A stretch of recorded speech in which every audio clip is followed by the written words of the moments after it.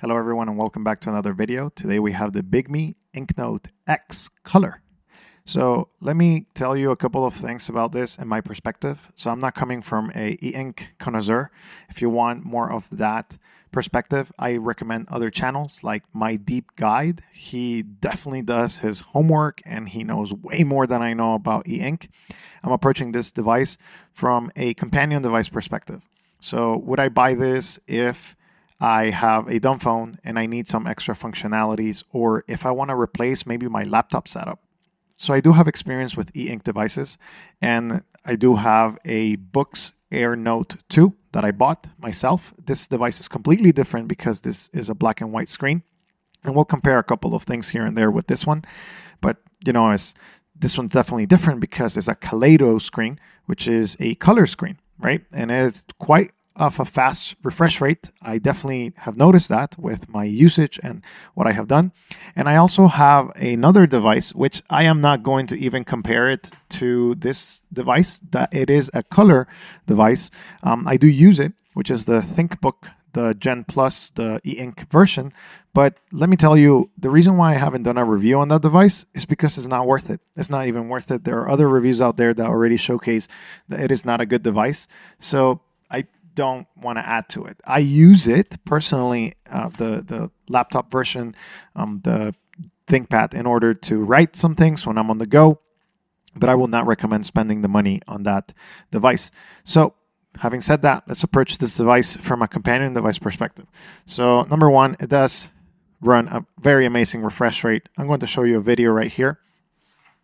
The colors are way nicer than on the or my personal opinion is that they're way nicer than on the ThinkPad. The ThinkPad has extremely washed colors, and I don't necessarily like how it all plays out.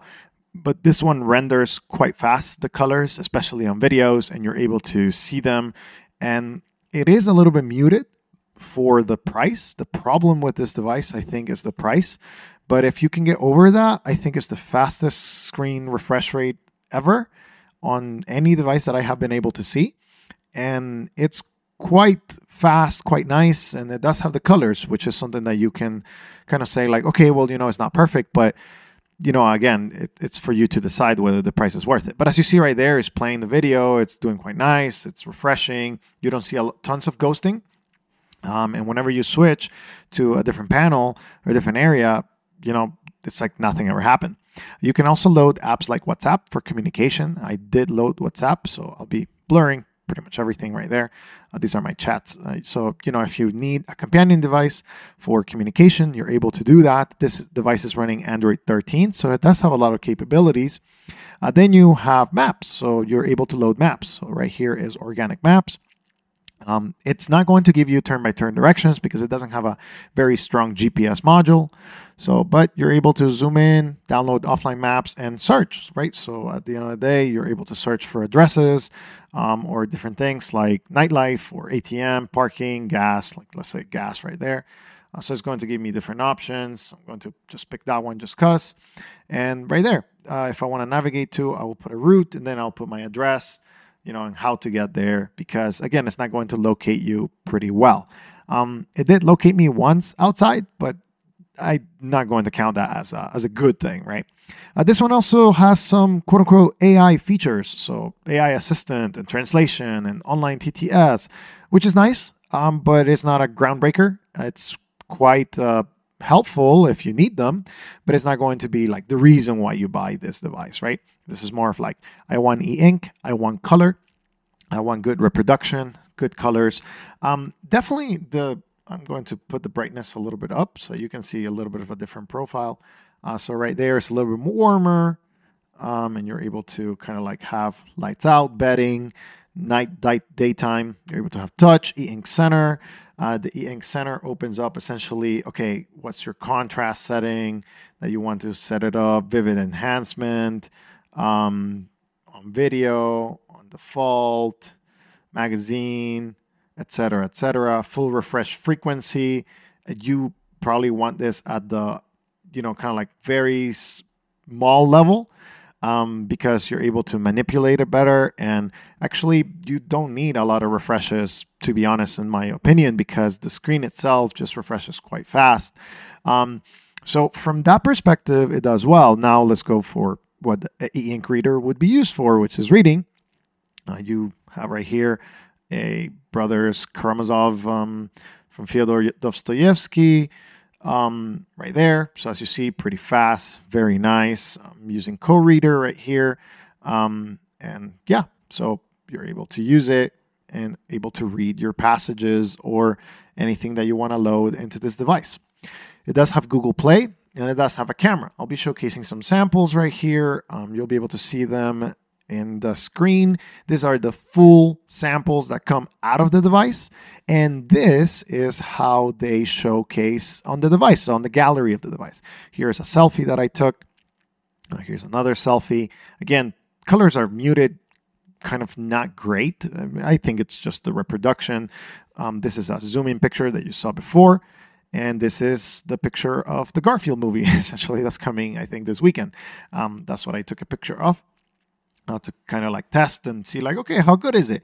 If you need to see it on device, you'll be able to notice and be able to zoom in and kind of see some details.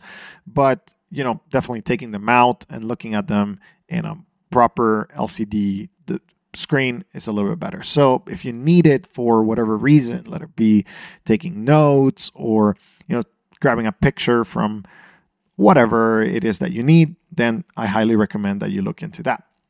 It does come preloaded with WPS Office, which is an application. I haven't opened it, just opening it right now, that has essentially a suite of Office, you know, for PDF, and, you know, you're able to load other documents in there. I would load probably something different through the Play Store. It does have a calendar, which I do like the layout of the calendar. It has an area for notes. So it does have the calendar itself. It does have also a sticky note. Battery life has been a little bit of a mixed bag, in my opinion, for an e-ink device. You know, I've been running it quite a lot, but it's 2 to 3 days, which I was expecting a little bit more. And maybe on standby, it runs a little bit better. I haven't been able to have it that long for me to say like, okay, yeah, it runs for like, or stays on standby for a long time. Whereas I do have other devices like the Boox Note 2 or Note Air 2, which has a very similar design. But this one is excellent on the battery life as well. So I would say definitely if you're going to use it heavily, it's going to be 2 to 3 days. If you're going to be using it more sporadically, it probably will last a week, maybe a little bit more than that. So again, you're able to load all of your different applications and all of the different things. Maybe a little bit of a comparison between a Non-Kaleido and Kaleido screen. So here is the Boox Note. So this one refreshes more often. So again, you see that flashing a little bit more often, even though it's still fast. It's a little bit of an older technology. So again, you're not going to have all of the things. Here I can showcase that same book. And as you see right there, it's flashing more, it's flashing a little bit more. But it kind of depends on what you truly desire. Do you want the colors? Do you want the warmth of the device? This one also has the ability to, you know, get a little bit warmer. But as you see, it's a little bit choppier as well, right? Like, you know, in the way that it works, and the way that it refreshes, because it is a little bit of an older device. They do have, Boox does have another color device, and I definitely recommend that you look at reviews before you select a device that's suitable for you. So why this device? And let's talk about the price, because that's a little bit of the sticker here. So at $700, $760, I believe, this device is too expensive, in my opinion, but it's good that it could replace a laptop. So it does have the apps, it does have the processing power, it does have the refresh rate. And if you pair a Bluetooth keyboard with this, it's going to be better than a full-fledged Windows computer that I do have and I have used, which is the ThinkBook. This device is nowhere near the refresh rate and color reproduction of the InkNote. Even though the InkNote is not perfect, I would rather pay $700 for this device plus a Bluetooth keyboard than $1,000+ on the computer that I paid personally, and that I am not even reviewing because I will not be able to recommend it, right? So if you do have the income, I think it's a competitor because of the high refresh rate and the color reproduction. But if you want to go deeper into it and get to know a little bit more about color and whether this is a good device in color, I definitely make sure to look at the comparisons between the Boox Note 3C, I think it is, the color device, and the InkNote 10.3, because then you get a little bit more of an accurate representation. Okay, which one has better colors? Which one is actually worth my money? I think Bigme is doing a lot of a push in this space, in the color space. They're actually going to bring a smartphone. So I definitely want to see more from them. This device, it's half and half. If you really need a device that is e-ink for productivity, for a companion device, it's worth it in that sense. But if you don't have the income, and there are other options that may give you more bang for your buck and will be able to do a better job, even though this one does a good job, they will do a better job. So that is my review of the InkNote. Again, very nice device, very fast, very fluid, but at $700, it's a little bit of a tough pill to swallow. Hopefully they come down in price. I will say $450 will be a worthy price. Like today, I would not hesitate to recommend it at $450, but at $700, it's a little bit too much. And I would expect a little bit better color reproduction from a Kaleido, from what I've seen on the web at least.